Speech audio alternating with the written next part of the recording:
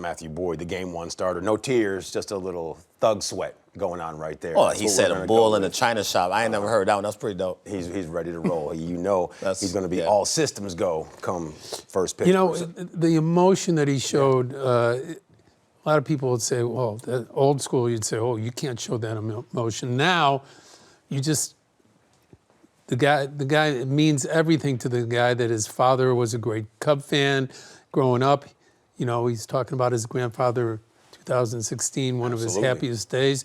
You know, it's okay to show emotion now. That's the whole point. And it's like, for him to cry like that, you know, old school, 20 years ago, Cliff, people would say, what's this all about? Today, it's a different story. Yeah. Nah, it's awesome. I mean, you know, when I first saw him and he was walking on the field for his first start here in Wrigley, I was like, man, he's turning around. I'm like, man, wait. I was trying to look up too. I thought some like stuff was flying over the stadium. But then I said to myself, when we had a chance to interview him, it was more like, hey, what you doing when you actually do that? And he was like, man, I'm taking in the scenery. And it made me think as an ex-player, like, why I ain't do that? Like, because you plan, you know, you worried about everything. You worried about the sun. You worried about the game. You worried about going over who you're facing. You ain't taking in the moment. And right, you're just playing. It's a great point. Right? And I just feel like he kind of feels like, well, I'm speculating because I didn't ask him. Well, I don't think we asked him, but he feels like he got a second chance. Yeah. But he did it his way.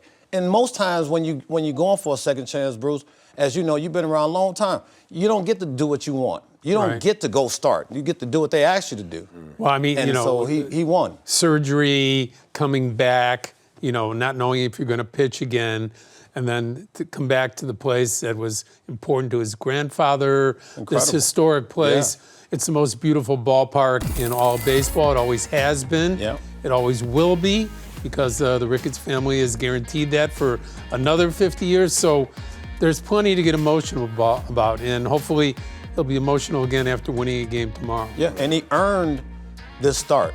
It's not forced because Cade is hurt or forced because of anything. Look what he's done at home. I mean, this plays right into the hands of what you want if you Matthew Boyd, and you can throw numbers out there about, you know, what the Padres haven't done and whatever case may be this season against lefties. None of that plays, in my opinion. Yes, it's an advantage when, you know, because as a starter, as he game plans, that you feel better about it. Sure.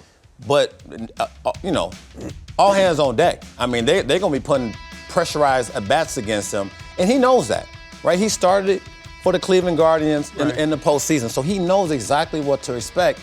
And you got to go out there and try to calm the nerves, keep the poise, and execute the first pitch. Bruce, why do you think that Craig made the right decision in going with Matthew Boyd in light of everything that just came out with Cade Horton? There was no one else to pitch. Okay. I mean, who else are you pitching? You don't. Shota's probably going to pitch tomorrow at some point. We don't know if he's going to start. Okay. But I can, not tomorrow, but I'm talking about Wednesday. He's going to pitch sometime on Wednesday. Okay. You can bet on that, whether he starts or not. But this was the Cubs' best pitcher all year long, right? He's healthy, right? Good at Wrigley. With Horton, I think even if Horton was healthy, I think Boyd was going to be your game one starter. Yeah. And the left-hander part means something too.